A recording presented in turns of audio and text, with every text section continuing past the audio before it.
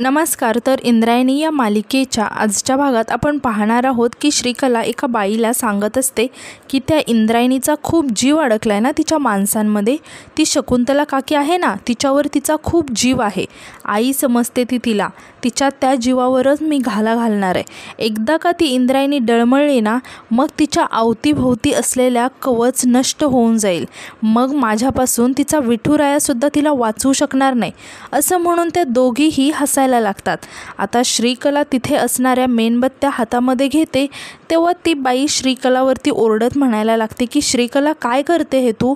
तेव्हा श्रीकला म्हणते की तेच जे मी करायला पाहिजे. तेव्हा ती बाई घाबरत म्हणायला लागते की श्रीकला तू अजून त्यात पारंगत झालेली नाही आहेस. श्रीकला मात्र त्या बाईचं काहीही ऐकायला तयार नसते आणि ती ओळीने त्या मेणबत्त्या मांडायला लागते. तेव्हा ती बाई श्रीकलाला म्हणत असते की थांबव हे सगळं, नाहीतर हा डाव अंगलटी येईल तुझ्या. तेव्हा श्रीकला म्हणते की नाही थांबवणार मी. तर ती बाई श्रीकलाला समजावत म्हणत असते की श्रीकला थांबव हे सगळं. तेव्हा श्रीकलाला खूपच राग येतो आणि ती खूप जोरात त्या बाईवरती ओरडत म्हणते की एकदा गप्प बस म्हटलं की गप्प बसायचं. तर दुसरीकडे शकुंतला, इंदू आणि नारायणी स्वयंपाक खोलीत काम करत असतात. तर शकुंतला इंदूला जेवण बनवण्याच्या काही टिप्स सांगत असते. तर दुसरीकडे श्रीकला एक छोटीशी काठी घेते आणि त्या काठीकडे बघायला लागते. त्या काठीला घुंगरू बांधलेलं असतं. आता श्रीकला त्या काठीकडे बघायला लागते आणि त्याला एक धागा गुंडाळायला लागते आणि म्हणायला लागते की इंद्रायणी हा माझा पहिला घाव, तुझी लाडकी शकुंतला काकी. असं म्हणताच इकडे शकुंतलाला अचानक त्रास व्हायला चालू होतो आणि ती खूप अस्वस्थ होते. तर इकडे इंदू आणि नारायणी एकमेकींशी बोलत असतात आणि त्यांचं लक्ष शकुंतलाकडे नसतं. तर इकडे श्रीकला जसं जसं त्या काठीभोवती धागा गुंडाळत त्याला खेचायला लागते तसं दुसरीकडे शकुंतलाला खूप त्रास व्हायला लागतो आणि कुणीतरी तिचा गळा आवळते असं तिला वाटायला लागतं. तेव्हा इंदूचं अचानक लक्ष शकुंतलाकडे जातं. तेव्हा शकुंतलाला अशा अवस्थेत बघून इंदू खूप घाबरून जाते आणि विचारायला लागते की काकी काय होतंय. मात्र शकुंतलाला काही बोलता येत नाही. ती खूप सांगण्याचा प्रयत्न करते. तर इंदू आता शकुंतलासाठी पाणी घेऊन येते, मात्र शकुंतला जोरात तो पाण्याचा ग्लास फेकून देते. तेव्हा नारायणी आणि इंदू खूपच आश्चर्याने शकुंतलाकडे बघायला लागतात. आता इंदू शकुंतलाला विचारायला लागते की काकी काय झालंय. तेव्हा शकुंतला जोरात इंदूला बाजूला ढकलते. आता शकुंतला जोरात खाली कोसळते. तेव्हा इंदू आणि नारायणी खूप घाबरतात आणि शकुंतलाला लगातार विचारत असतात की काकी काय होतंय तुम्हाला. हे सगळं बघून इंदू खूप घाबरलेली असते आणि ती व्यंकू महाराजांना, आदूला, सगळ्यांना आवाज द्यायला लागते. मात्र कुणालाही इंदूचा आवाज जात नाही. तेव्हा इंदू धावतच इकडे तिकडे सर्वांना शोधायला लागते आणि आवाज द्यायला लागते. आता इंदूचा आवाज ऐकून आदू घाईघाईत येतो आणि इंदूला विचारायला लागतो की काय झालंय. तेव्हा इंदू घाबरत सांगायला लागते की आदू अरे काकी. तेव्हा व्यंकू महाराजसुद्धा तिथे येतात आणि विचारायला लागतात की इंदू काय झालंय. तेव्हा इंदू सांगते की महाराज बघा ना तिकडे काकी. तेव्हा आदू आणि व्यंकू महाराज धावतच शकुंतलाच्या दिशेने येतात. आता शकुंतलाची ही अवस्था बघून व्यंकू महाराज आणि आदूसुद्धा खूप घाबरून जातात. व्यंकू महाराज शकुंतलाला विचारायला लागतात की शकू अगं काय होतंय तुला. तेव्हा इंदू म्हणायला लागते की आदू जा आणि पटकन गोपाळला बोलव. तेव्हा आदू घाईघाईत गोपाळला फोन करायला लागतो. इकडे आदूचा फोन बघून गोपाळ पटकन फोन कट करतो. तेव्हा आदू लगातार गोपाळला फोन करायला लागतो, मात्र गोपाळ आदूचा फोन कट करून टाकतो. तेव्हा आदू खूप टेन्शनमध्ये येतो आणि म्हणतो की हा गोपाळ दादा फोन का उचलत नाहीये. असं म्हणून तो लगातार गोपाळला फोन ट्राय करायला लागतो. तेव्हा गोपाळ एकदाचा आता फोन उचलतो आणि रागाने म्हणतो की अरे अधोक्षज मी फोन कट करतो, याचा अर्थ काहीतरी इमर्जन्सी असेल ना. साधी गोष्ट लक्षात घे ना, पेशंटची लाईन आहे इकडे. तेव्हा आदू सांगायला लागतो की अरे गोपाळ दादा इकडे पण इमर्जन्सीच आहे. तेव्हा गोपाळ म्हणतो की बोल काय काम आहे. यावर आदू सांगतो की अरे शकुंतला काकीला चक्कर आली आहे. तेव्हा गोपाळ खूप घाबरतो आणि म्हणतो की काय, हे कसं शक्य आहे. तेव्हा आदू म्हणतो की मला नाही माहिती आहे, तू ये लवकर इकडे. तेव्हा गोपाळ म्हणतो की ठीक आहे मी येतो लगेच. तर दुसरीकडे श्रीकला त्या काठीला गुंडाळलेला धागा जोरात खेचत असते आणि अचानक तिचा हात कुणीतरी थांबवल्यासारखं तिला वाटायला लागतं आणि ती खूप जोर लावून तिच्या हाताने त्या काठीभोवती धागा गुंडाळण्याचा प्रयत्न करत असते. मात्र जणू काही विठुरायाच आपल्या शकुंतला काकीचा पाठीराखा म्हणून श्रीकलाला थांबवण्याचा प्रयत्न करत असतो. आता श्रीकलाला असं बघून ती बाई श्रीकलाला म्हणायला लागते की तळतळाट तळतळाट इस्कोट, श्रीकला थांबव हे सगळं. ही काळी शक्ती आहे, सावधानतेने जरी वापरली नाही ना तर ही तुझ्यावर उलटेल. श्रीकला थांबव हे सगळं आणि सावध हो.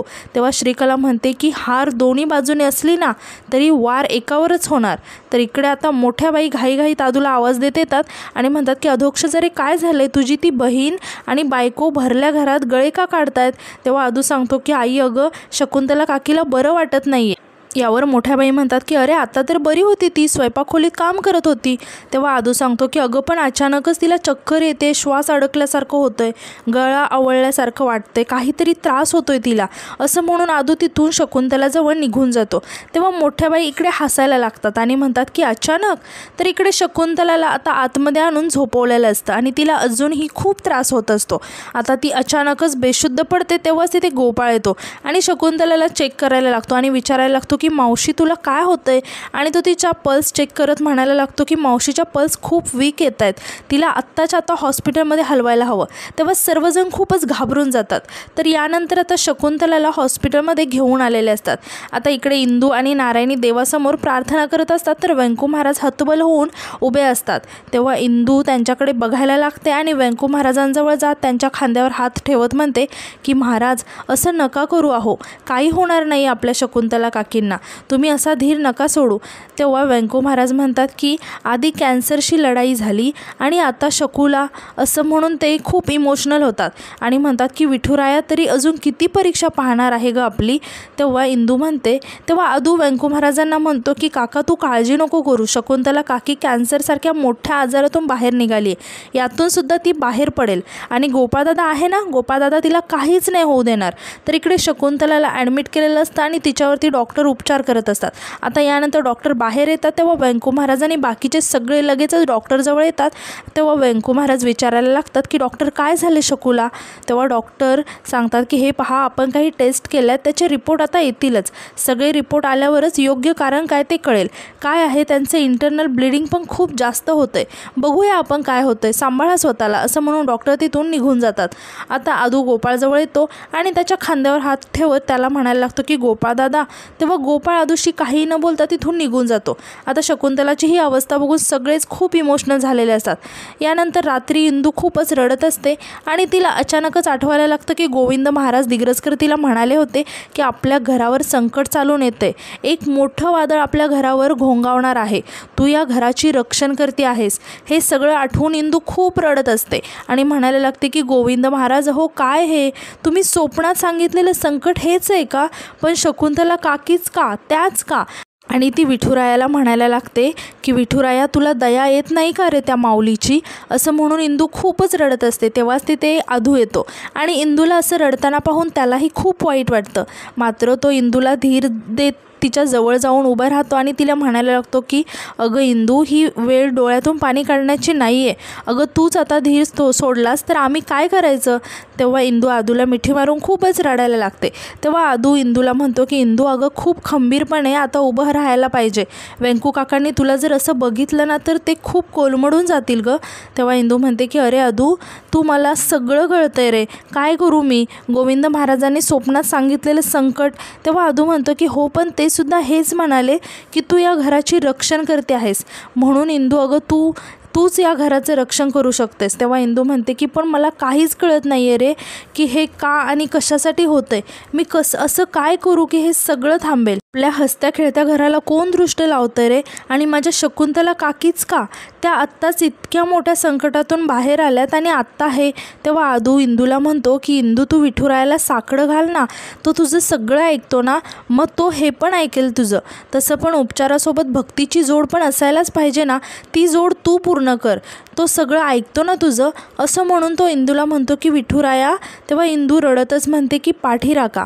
आणि आजचा एपिसोड इथेच संपतो. तर उद्याच्या एपिसोडमध्ये आपण असं पाहणार आहोत की इंदू विठुरायाच्या मंदिरात येते आणि विठुरायासमोर येत विठुरायाला म्हणायला लागते की आयुष्यभर तुझी निस्सीम भक्ती करणारी ही इंद्रायणी तुला साथ घालते विठुराया. तर दुसरीकडे श्रीकला म्हणायला लागते की हा खेळ सहजासहजी थांबणाऱ्यातला नाही आहे. तर इकडे शकुंतलाला खूपच त्रास होत असतो. तर दुसरीकडे इंदू अनवाणी पायाने पाणी घेऊन येत विठुरायाला पाण्यामध्ये ठेवून म्हणायला लागते की जोपर्यंत तू माझ्या शकुंतला काकीला बरं करत नाही आहेस ना तोपर्यंत मी इथून हटणार नाही. आणि आजचा एपिसोड इथे संपतो. तर श्रीकलाच्या काळ्या जादूपुढे इंदूची विठुरायावरील भक्ती आणि विठुरायावरील विश्वास कसा जिंकतो हे बघायला नक्कीच इंटरेस्टिंग असणार आहे. तर आजचा एपिसोड तुम्हाला कसा वाटला हे कमेंटमध्ये नक्की सांगा आणि उद्याच्या नवीन एपिसोडसाठी आपल्या चॅनलला सबस्क्राईब करा आणि नवीन व्हिडिओजचे नोटिफिकेशन सगळ्यात आधी तुमच्यापर्यंत पोहोचावे यासाठी बेल आयकॉनवर क्लिक करायला विसरू नका. धन्यवाद.